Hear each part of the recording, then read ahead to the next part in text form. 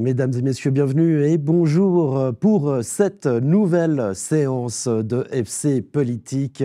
C'est reparti jusqu'aux grandes vacances d'été. Et pour entamer cette fin de premier semestre 2025, aujourd'hui j'ai le plaisir de recevoir deux nouveaux élus, respectivement pour la commune de Genelier et celle de Cran, en la personne de vous, Grégory Favre. Bonjour. Élu le 13 avril dernier à Genelier, on va parler de cette commune. Et en face de vous, Vincent Chevalet, bonjour. Bonjour. Alors vous, c'est tout frais, vous avez été élu le 23 mars dernier, c'est ça s'est bien passé? Puisque je suis élu, je pense que c'est bien passé. Mais... Et surtout, la répartition des dicastères a eu lieu hier soir. Alors, on va en parler. Justement, vous êtes municipal de quoi? Alors, depuis hier, officiellement, je suis municipal. J'ai pris les dicastères culture, école, loisirs, sport et association. En plus des dicastères, j'ai un projet qui est en cours, qui est le projet de la zone de sport et loisirs à Cran, qui est un projet qui naturellement se discute au niveau de la municipalité, mais qui est sous ma responsabilité. Voilà, puis je précise que vous faisiez justement partie de la commission sport et loisirs, ce qui va certainement grandement aider pour votre nouvelle fonction. Grégory Favre, alors vous avez repris finalement le dicaster, les dicastères laissés vacants par votre prédécesseur. Tout à fait, j'ai hérité donc des finances, de l'eau sous pression, de quelques associations intercommunales. Et comme je suis ingénieur en informatique, on a cru bon aussi de me refiler l'informatique. Voilà. Vous avez donc été élu le 13 avril dernier. Vous étiez le chouchou de la municipalité. Allez, je vous propose de regarder cette séquence que nous avions enregistrée sur notre plateau en compagnie du syndic de Genelier. La municipalité a un chouchou en la personne de Grégory Favre, je dirais, où on a été le chercher. On avait entendu qu'il s'intéressait déjà pour 2026, et puis quand ça s'est précipité avec qu'on aurait besoin de quelqu'un de plus tôt, donc on l'a contacté, et puis on lui a dit peut-être qu'il faudra se mettre au fourneau plus tôt, et est-ce qu'il serait d'accord? Et puis c'est quelque chose c'est une personne qu'on connaît bien, je dirais, de par le conseil communal. Il a été à la commission des finances, et que chaque fois, même si on n'était pas toujours d'accord sur les enjeux, à chaque fois, c'est une personne qui écoute et qui peut éventuellement changer d'avis en ayant plus d'informations. Plus excusez-moi, oui. Plus qu'un député UDC, par exemple. En la personne, évidemment, de Nicolas Bollet. Ouais, Nicolas Bollet. Non, je pense que Nicolas Bollet est aussi une bonne personne. Et au moment où on a choisi Grégory Favre, je veux dire, on a pensé que Grégory Favre serait plus conciliant avec le reste du collège. Plus soluble. Plus de travail en équipe, je dirais, mais pourquoi pas, je veux dire, Nicolas a ses qualités aussi. Élu devant un ami et plus conciliant pour rejoindre le collège municipal de Genelier. Alors, ça c'est leur espoir. Non, on se connaît très bien avec les municipaux, parce qu'effectivement, quand on est membre de la commission des finances, on se rencontre très régulièrement pour quasiment tous les préavis. Et on avait une bonne entente générale, mais je crois que M. Bollet aurait fait un très très bon candidat aussi. C'est un ami. Et c'est un ami, donc je ne suis pas tout à fait objectif dans ce que je dis. Ami proche aussi de ses idées, de l'UDC ou... Alors pas du tout. Pas du tout, non, je suis beaucoup plus centriste. D'accord, un centriste. En face de vous, est-ce que vous êtes centriste ? Oui, je suis ni de droite ni de gauche, bien au contraire. Donc, non, je ne me positionne pas du tout dans des partis politiques ou quoi que ce soit. Je pense que je suis plutôt pragmatique, plutôt à essayer de trouver la solution qui fait le plus de sens pour tout le monde, essayer d'avancer sur des projets. Alors maintenant, si ça a une connotation un peu plus de droite ou un peu plus de gauche selon les décisions qui sont prises, bien à eux ceux qui pensent cela. Mais non, on est une petite commune, il n'y a pas de parti politique, on est plutôt sur le bon sens, je dirais. Oui, vous êtes issu de la société civile, on peut le dire, très investi dans le tissu associatif et sportif de votre commune. Qu'est-ce qui vous a donné envie de rejoindre l'exécutif ? Alors, bon, j'étais dans la partie au conseil communal également, hein, puis dans différentes commissions. Je me suis rendu compte à un moment donné que si on voulait faire avancer certains projets, ce serait intéressant de voir un petit peu ce qui se passe de l'autre côté de la barrière, hein, et d'être du côté de l'exécutif. Donc là, j'ai 1 jour et demi d'expérience, donc ça me fait un petit peu tôt.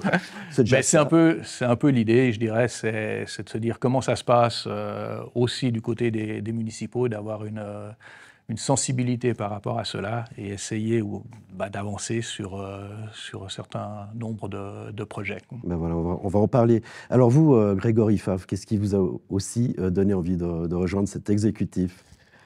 Bon, ça fait des années que je fais du conseil communal. J'ai commencé, j'avais 20 ans.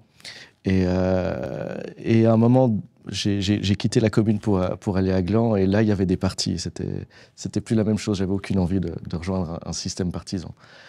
Et de retour au village, l'envie de s'investir à nouveau et d'être peut-être plus en amont dans les projets. Dans le sens... il y avait un projet qui me tenait à cœur, qui était d'améliorer la circulation piétonne dans mon quartier. J'ai commencé à interviewer des citoyens pour voir quelles étaient leurs demandes. Moi, j'ai des enfants qui étaient l'un en bas âge et l'autre qui arrivent à l'école.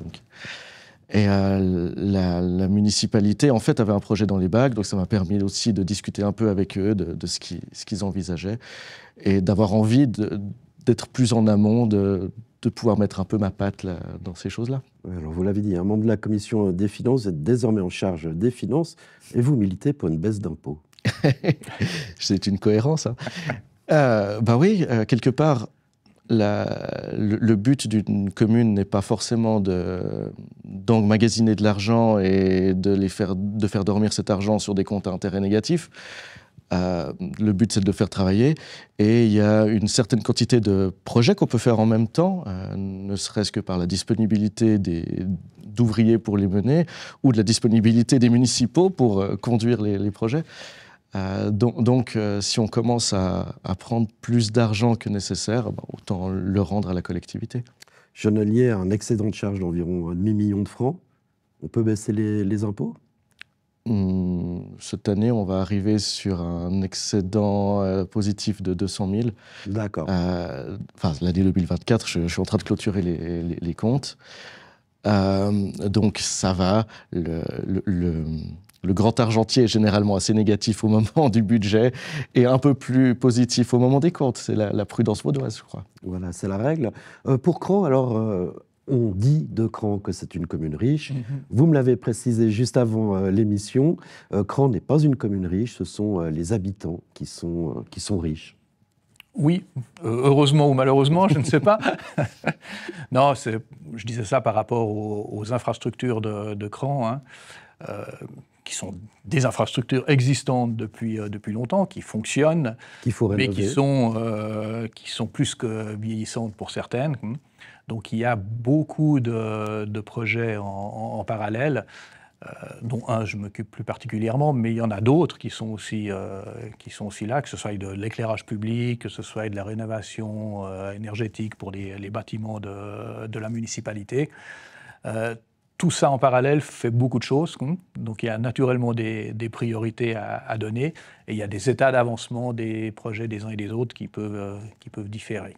Voilà, alors justement, on reparle de cette zone sport et loisirs. Alors ça, c'est le gros projet auquel vous allez vous atteler. Parlez-nous un peu de ce projet. Qu'est-ce qu'il est prévu ? Alors, d'abord, il est dans le pipe depuis bien longtemps. Hein. Je pense que les premières discussions, c'était il y a 7 ou 8 ans. Donc, ce n'est pas tout à fait nouveau, mais on a eu pas mal de discussions pour savoir ce qu'on allait mettre ou ce qu'on allait développer là-bas, ou ce qu'on allait au moins proposer. Alors maintenant, on a beaucoup d'activités au niveau sport et loisirs pour cette zone.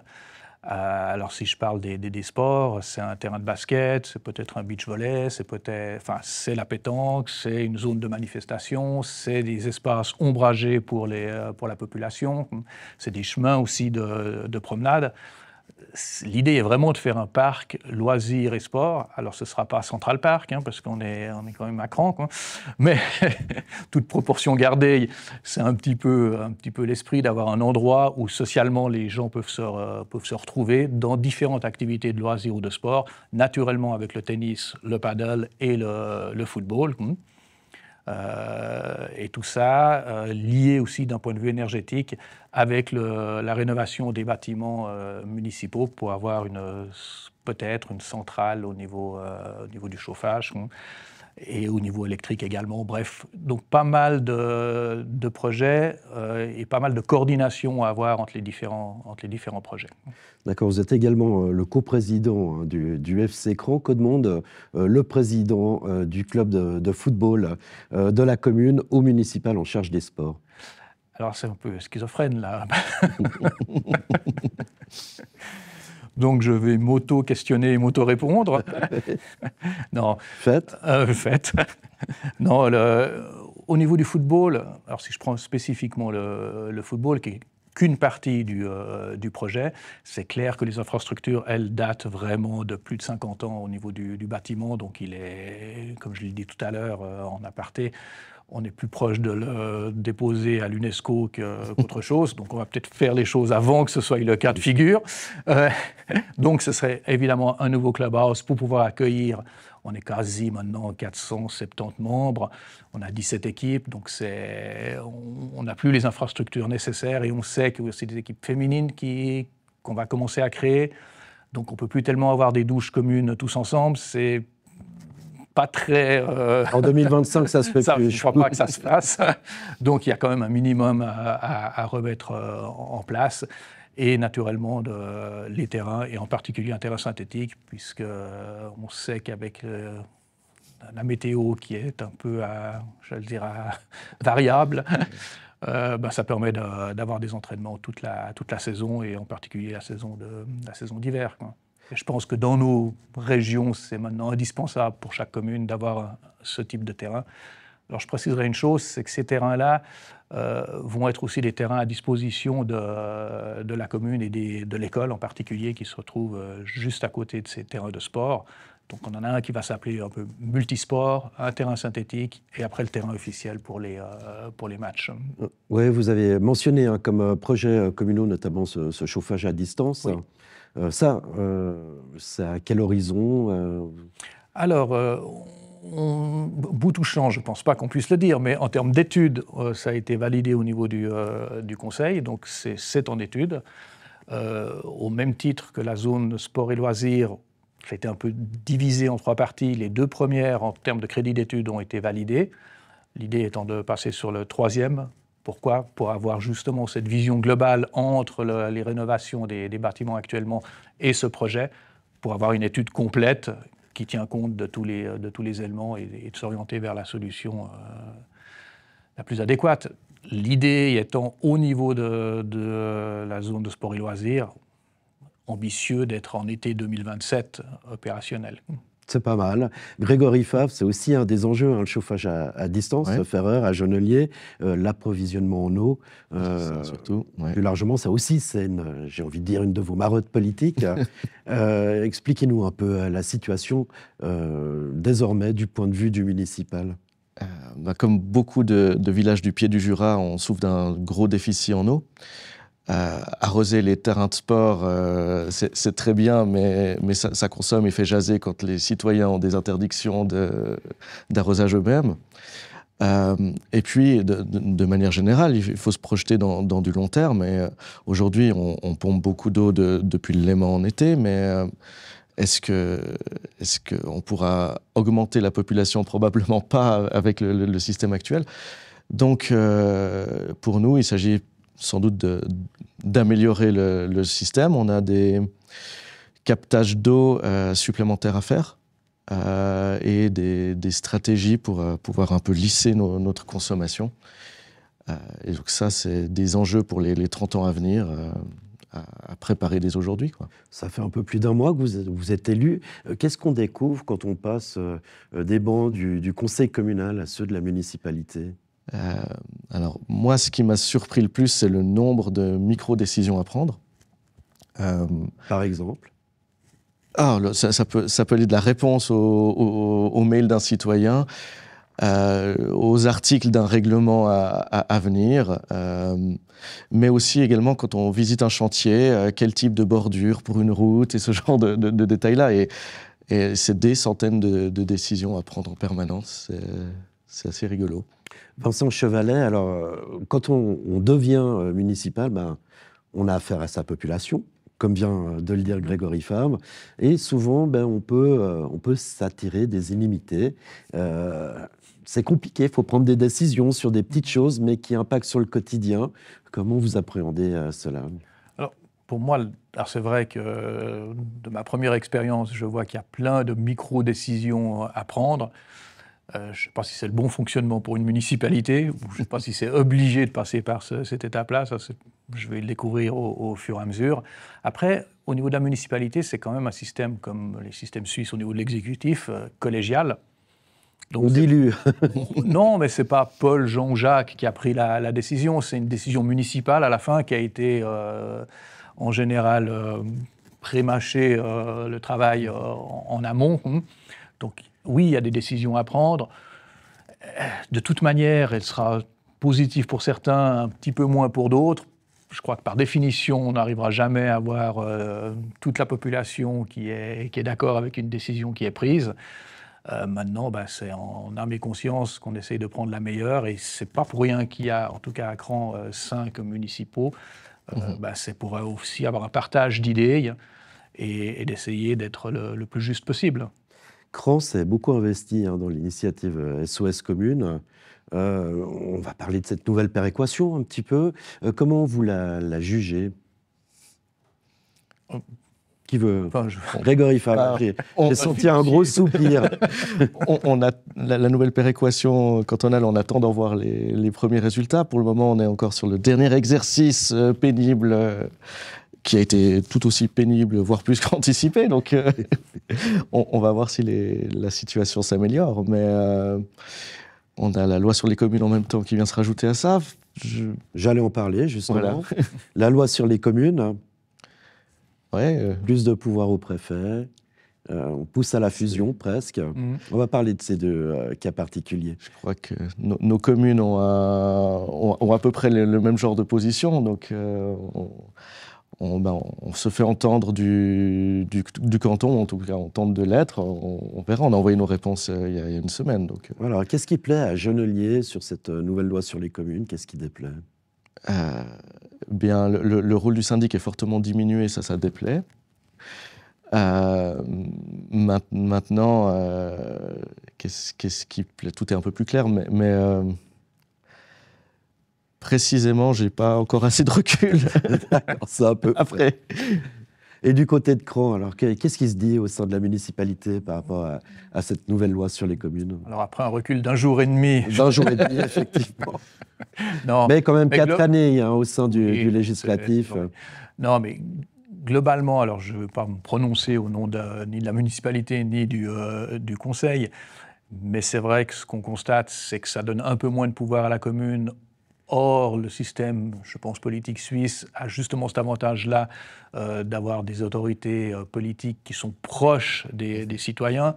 Et je pense que c'est quelque chose qui est très bien au niveau social, au niveau contact et autres. Donc de perdre quelque part du pouvoir et d'avoir des décisions qui sont de plus en plus peut-être lointaines, à l'extrême, on peut avoir certains pays où c'est très centralisé et en fait on est dans la province et on n'est pas ailleurs.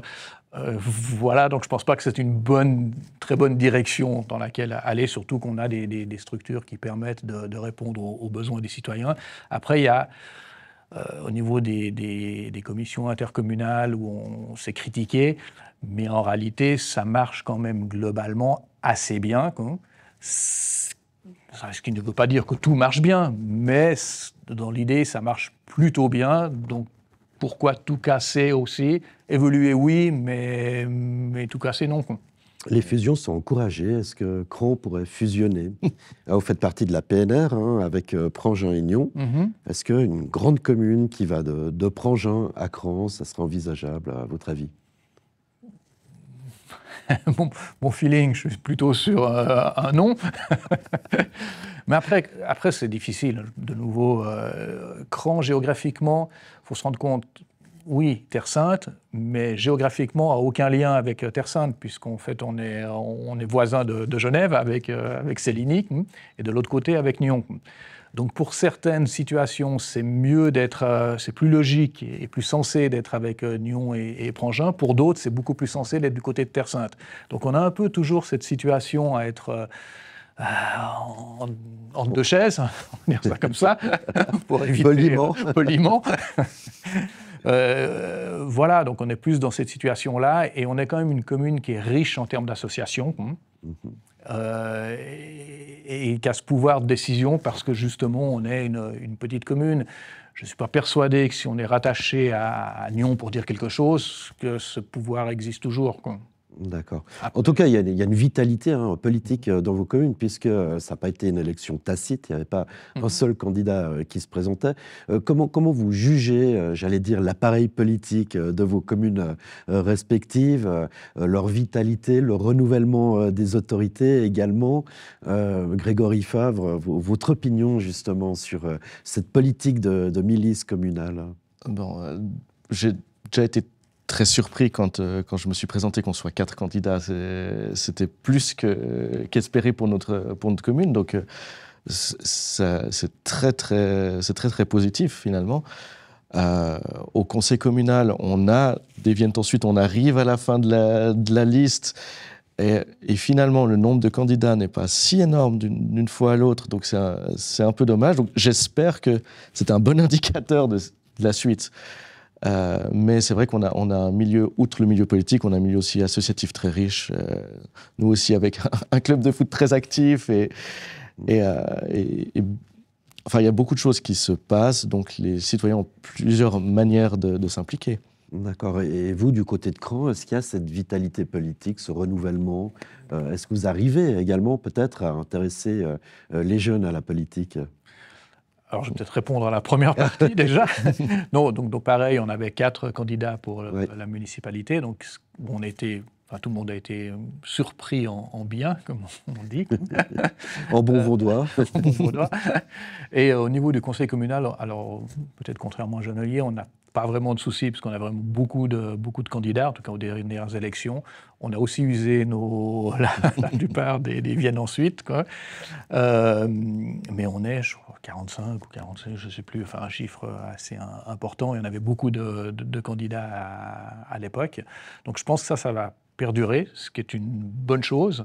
Après, pour répondre à la vitalité politique, là, ça dépend plus des personnes. Ce n'est pas parce qu'on est candidat et qu'on est conseiller communal ou conseiller municipal qu'on est spécialement à faire avancer les choses ou pas, etc. Bref, après, on a des personnalités différentes. C'est ce qui rend aussi la chose riche. Voilà. Au niveau des jeunes, on a quand même quelques conseillers communaux qui, sauf erreur de ma part, ont 20 ans et un peu plus. Donc, il y a quand même cette... comme ces jeunes Grégory qui a commencé tôt, à 20 ans, donc, qui ont commencé aussi tôt et qui sont impliqués dans des commissions, dont entre autres, sauf erreur de ma part, commission de gestion. Donc il y a cet élan-là.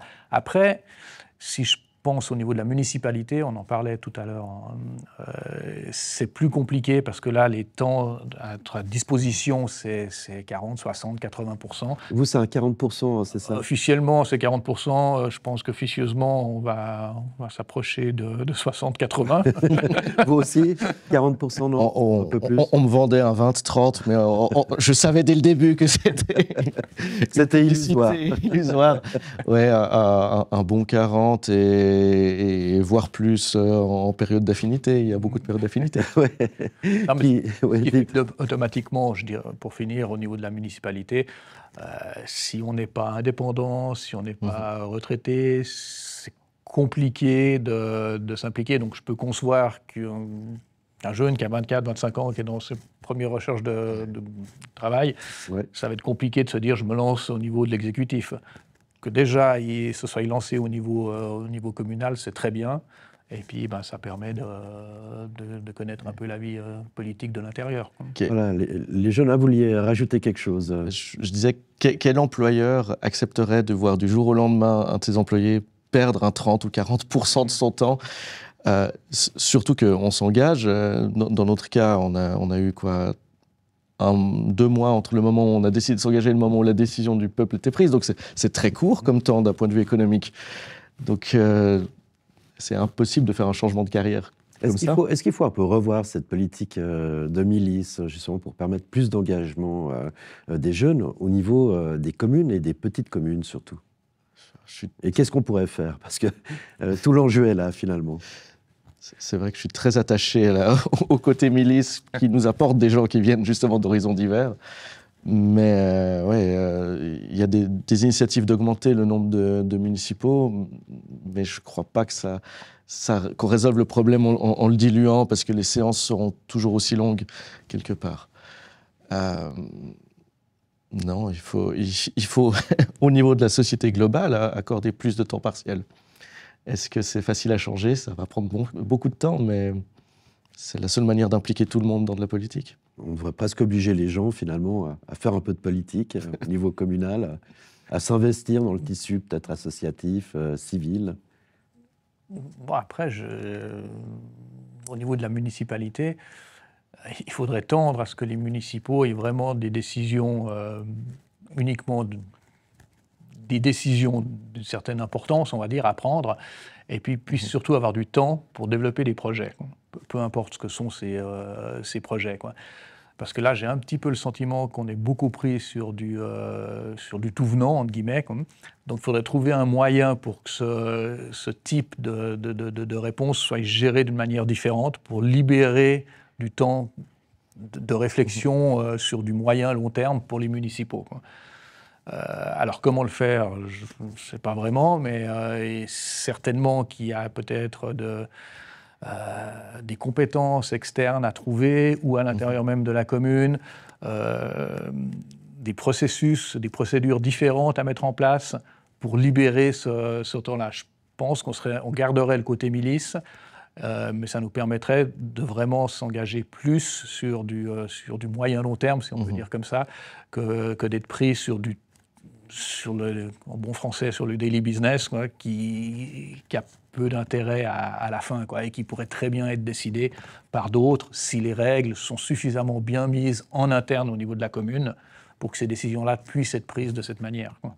Donc un peu plus de pragmatisme et d'efficacité peut-être. Ben voilà. Vous entrez à peu près à moins d'un an de 2026 où il y aura les élections générales. L'objectif de votre engagement, c'est lequel? C'est un intérim ou bien tester l'eau du bassin pour s'engager sur du long terme ou du très long terme au sein de vos exécutifs respectifs? Grégory Favre, je crois que je connais la réponse. Oui, pour ma part, je voulais déjà m'engager, donc j'espère que ce ne sera pas qu'un intérim. Maintenant, c'est quelque part une chance aussi d'avoir une période d'essai. C'est quelque chose qu'on n'a pas dans ce genre de milieu. Mais je suis assez convaincu de vouloir continuer derrière. Vincent Chevalet? Moi, alors si je me suis lancé au niveau municipal, c'est plutôt pour se dire que c'est une continuité. Maintenant, c'est vrai, comme vient de le dire Grégory, on a la chance, entre guillemets, d'avoir cette période d'essai. Moi, je réfléchissais pour 2026, quand il y a eu cette opportunité, parce que Marie-Noël a malheureusement arrêté, parce qu'elle a fait un super travail. Je me suis dit, pourquoi pas, parce que ça fait... C'est pas une période d'essai, c'est un petit peu c'est certainement pas le bon terme, mais ça fait un petit peu ça quand même, quoi. Donc ça nous laisse 6-9 mois pour voir un peu comment ça se passe au niveau de l'exécutif et voir un peu quel est réellement l'impact que l'on peut avoir à ce niveau-là.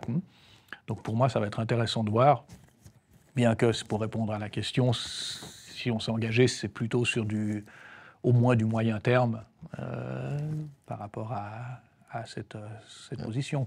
Il y a la dimension aussi de l'impact sur nos familles et notre environnement immédiat qui est difficile à mesurer pour eux au départ et que ça nous permet de tester et de trouver les aménagements. Et c'est important. Peut-être que ça peut continuer par des changements de dicaster ou de choses comme ça si les choses venaient à mal se passer. Ben voilà, ça c'était pour l'analyse politique. Allez, Cran est connu pour quelque chose de très particulier. Musique, maestro.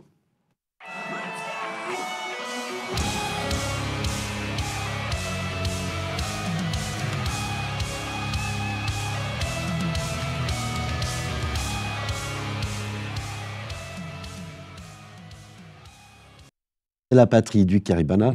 Vous faites partie du comité directeur. Absolument. Qu'est-ce que vous allez aller voir cet été à Cran au Caribana Festival? Qu'est-ce que vous attendez plus particulièrement? Alors moi, je vais être présent tous les jours. Ouais. Il y a un concert qui vous intéresse? Qu'est-ce qu'il y a? The Prodigy, notamment? Par exemple, oui. Non. Alors, moi, j'aime bien l'électro, donc je serai samedi soir, ça c'est sûr. Madame aime bien la pop, donc le jeudi, je serai avec Madame, c'est aussi certain, quoi. Ouais. Donc, moi, j'aime tout type de musique, donc je suis un peu... je suis peut-être pas le bon exemple pour... Ouais, c'est une bonne réponse de politicien, finalement. Moi, j'apprends vite. Hein. Ouais, c'est très bon. Après un jour et demi, voilà, le métier est déjà rentré. Grégory Favre, vous êtes plutôt quoi? Vous êtes plutôt R, Sofiane Pamart, Cassius, The Prodigy? De manière un peu honteuse, je n'ai pas encore regardé le programme de Cran. Vous pouvez y aller, vous pouvez faire votre liste de mais Prodigy sera assez mon genre. Ben voilà. Bah écoutez, Vincent Chevalet, Grégory Favre, merci beaucoup d'être venu sur le plateau de FC Politique. On vous souhaite, comme on dit, tout le meilleur pour la suite des opérations dans vos législatifs respectifs. Je rappelle que Grégory Favre, vous êtes municipal pour la commune de Genelier. Et quant à vous, Vincent Chevalet, vous êtes le nouveau municipal pour la commune de Cran. Merci beaucoup d'avoir participé à FC Politique. Merci. Voilà, et quant à moi, je vous donne un rendez-vous mardi prochain pour une nouvelle édition de FC Politique. Alors à mardi.